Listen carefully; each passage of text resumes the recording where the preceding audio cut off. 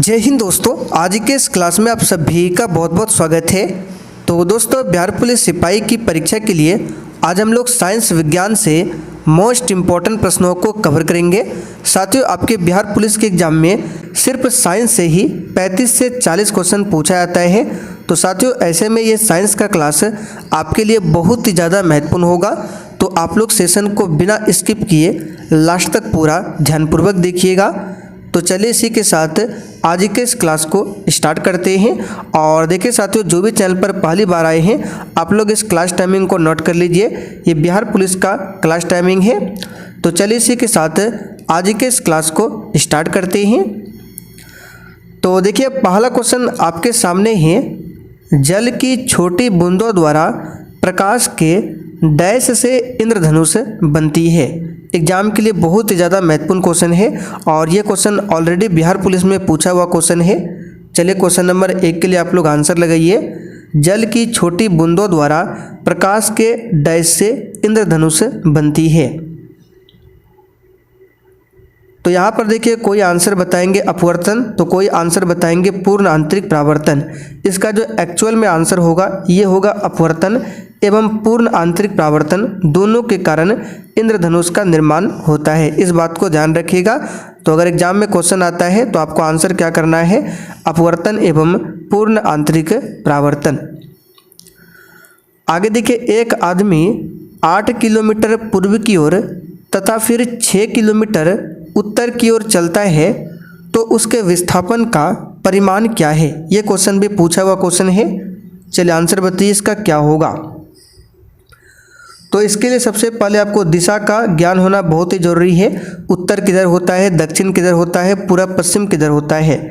तो देखिए, ये देखिए इधर आपका क्या हो गया, ऊपर में उत्तर, नीचे क्या हो गया दक्षिण, इधर आपका पूरब और इस साइड में क्या है पश्चिम। तो एक आदमी है 8 किलोमीटर पूर्व की ओर, ठीक है। तो यहाँ से मान लीजिए प्रारंभिक बिंदु है, यहाँ से चलता है 8 किलोमीटर पूर्व की ओर, ठीक है। तो यहाँ पे तीर का सिंबल दे देते हैं 8 किलोमीटर। फिर बोल रहा है वह 6 किलोमीटर उत्तर की ओर चलता है, यानी ऊपर चलता है 6 किलोमीटर।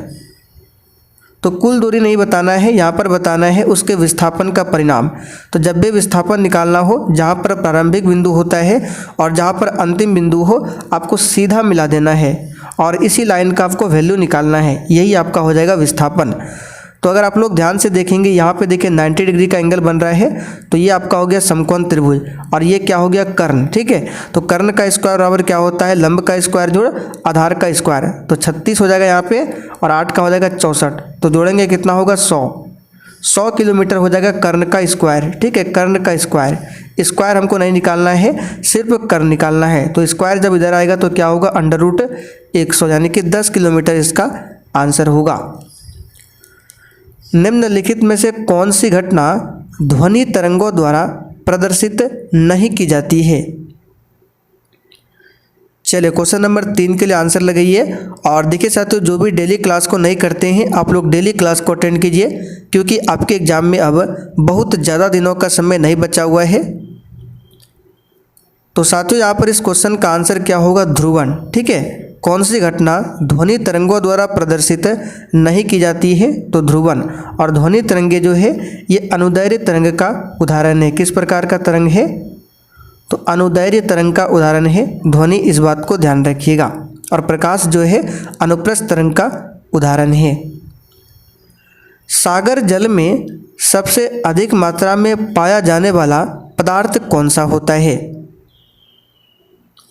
और देखिए साथियों, आपके जितने भी क्वेश्चन सही होते हैं आप लोग साइड में कॉपी में लिखते चलिए, क्योंकि सेशन के लास्ट में आपको अपना अपना स्कोर भी बताना है।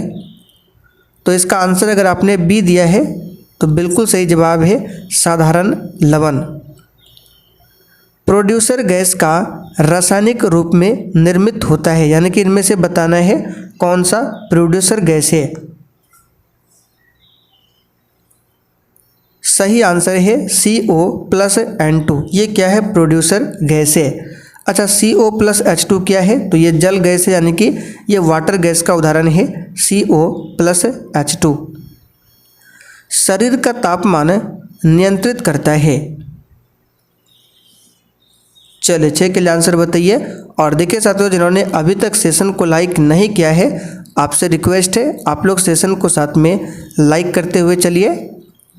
तो इसका आंसर है हाइपोथैलेमस ग्रंथि।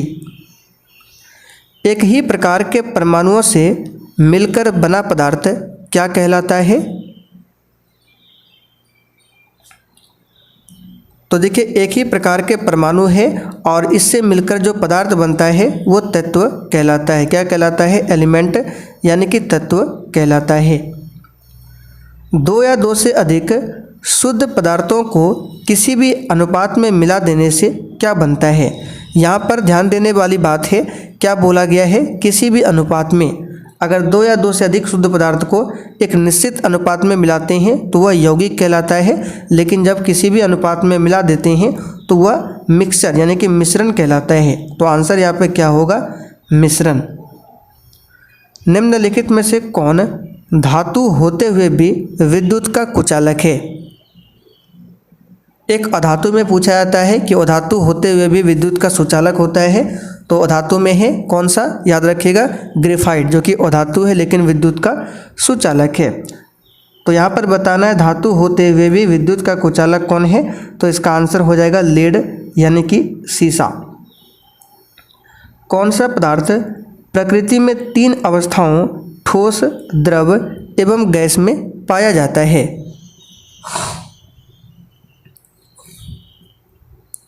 आंसर हो जाएगा जल यानी कि H2O। ठीक है, जल जो है ये ठोस में भी पाया जाता है। आपने देखा होगा बर्फ जो होता है ठोस होता है, फिर अगर हम जल को गर्म करते हैं तो भाप बन जाता है, तो गैस अवस्था में हो गया।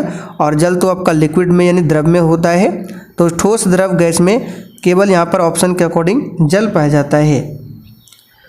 पदार्थ की चतुर्थ अवस्था क्या है? तीन अवस्थाएं तो आप सभी जानते हैं, ठोस, द्रव, गैस। चौथी अवस्था का नाम है प्लाज्मा। वायु क्या है? चलिए फटाफट से आप लोग आंसर लगाते चलिए। वायु क्या है? तो प्यारे साथियों वायु जो है एक प्रकार का क्या है? आंसर याद रखिएगा, इसका हो जाएगा मिश्रण। ठीक है, ये क्वेश्चन पूछता है तो अक्सर बच्चे यहाँ पे यौगिक बताते हैं, तो वायु एक प्रकार का मिश्रण है। विश्व का प्रत्येक पदार्थ अत्यंत सूक्ष्म कणों से मिलकर बना होता है, यह सर्वप्रथम किसने कहा था?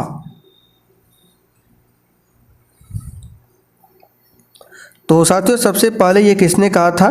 तो ऋषि कनाद ने कहा था। ठीक है, जीव विज्ञान शब्द का प्रयोग सर्वप्रथम किसने किया था? आंसर हो जाएगा लैमार्क तथा ट्रेवरिनस ने। ठीक है, यहाँ जीव विज्ञान शब्द का प्रयोग बोला जा रहा है, न कि जनक। तो जीव विज्ञान शब्द का प्रयोग पहली बार किया था लैमार्क तथा ट्रेवरिनस ने। जीव विज्ञान के जनक के नाम से कौन जाने जाते हैं? अब यहाँ पर जनक पूछा गया है, आंसर है अरस्तु को माना जाता है। डार्विन की बात करें, चार्ल्स डार्विन, इन्होंने नेचुरल सिलेक्शन का सिद्धांत दिया है, इस बात को ध्यान रखिएगा। वनस्पति विज्ञान के जनक कौन है? ये सभी छोटे छोटे क्वेश्चन हैं, लेकिन एग्जाम में एक दो क्वेश्चन पूछा जाता है, तो याद रखिएगा वनस्पति विज्ञान के जनक कौन है? थियोफ्रिस्टस। कौन है? थियोफ्रिस्टस। चिकित्सा शास्त्र का जनक किसे कहा जाता है?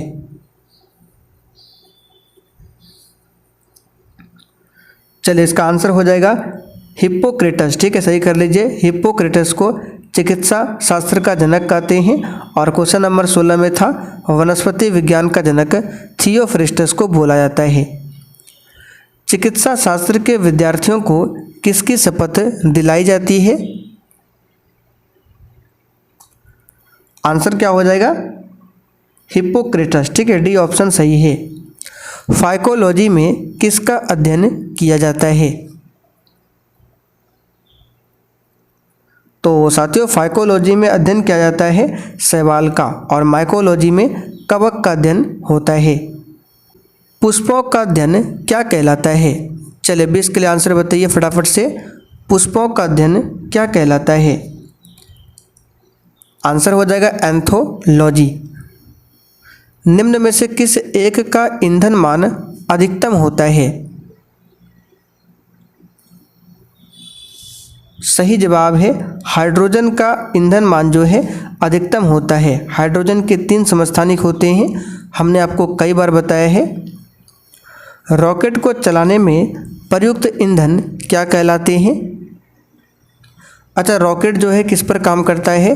तो रेखीय संवेग संरक्षण के सिद्धांत पर कार्य करता है। और न्यूटन के किस गति नियम पर काम करता है? तो तीसरे गति नियम पर। यहाँ पर इसका आंसर हो जाएगा प्रणोदक।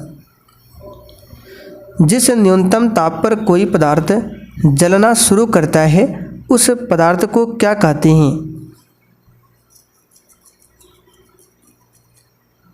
तो देखिए, जिस न्यूनतम ताप पर कोई पदार्थ जलना आरंभ करता है उसे बोला जाता है ज्वलन ताप। ठीक है।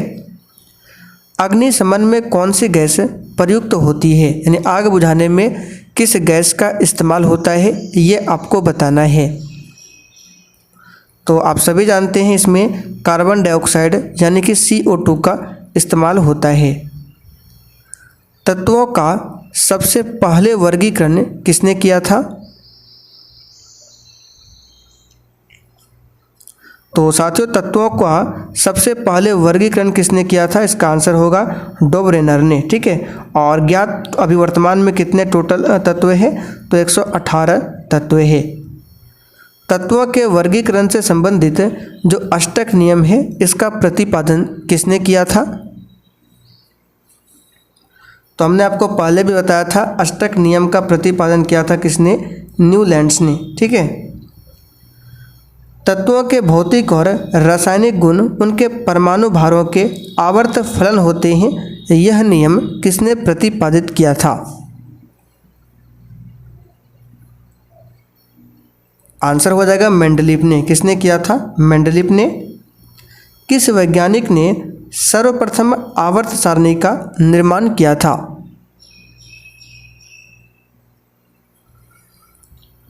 आंसर है मेंडलीव ने। ठीक है, मेंडलीव ने किया था।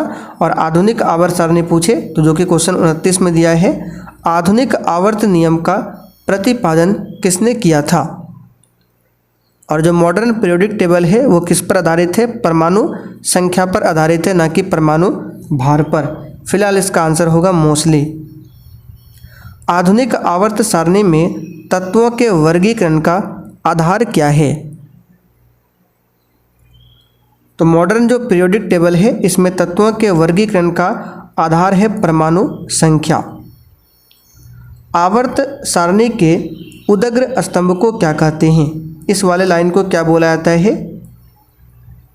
तो उदग्र स्तंभ को बोला जाता है वर्ग और क्षैतिज को बोला जाता है आवर्त। टोटल 7 आवर्त है और 18 वर्ग है। आधुनिक आवर्त सारणी में आवर्तों की कुल संख्या कितनी है? सिंपल सा क्वेश्चन है, 7 है। ट्रांसफार्मर के क्रोड बनाने के लिए निम्न पदार्थ में से कौन सा अधिक उपयुक्त होता है?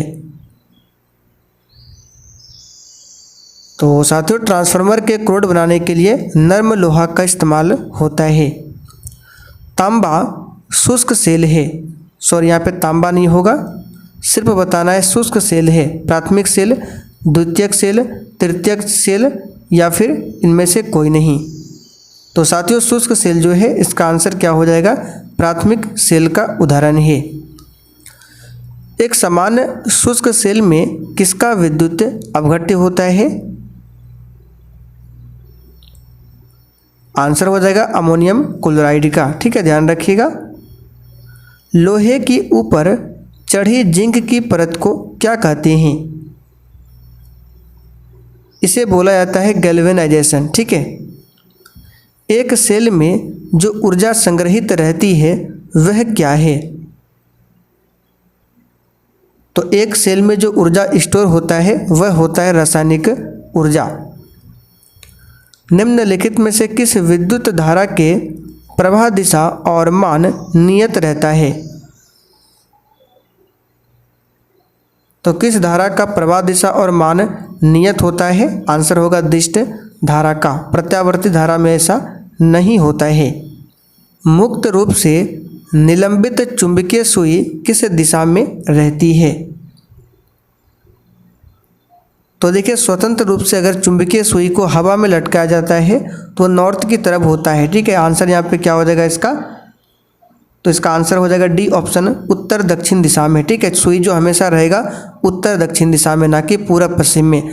अगर आप लोग ज़बरदस्ती उसको पूरब पश्चिम में करेंगे तो ऑटोमेटिक फिर से वह उत्तर दक्षिण में आ जाता है। ठीक है, निम्नलिखित में से कौन प्रतिचुंबकीय पदार्थ है? आंसर हो जाएगा बिस्मिथ। ये क्या है? प्रतिचुंबकीय पदार्थ है, ध्यान रखिएगा। तो चलिए साथियों, आज के लिए इतना ही। अब आप लोग कमेंट करके बताइए आपने आज के इस 40 में कितने क्वेश्चन सही किए हैं।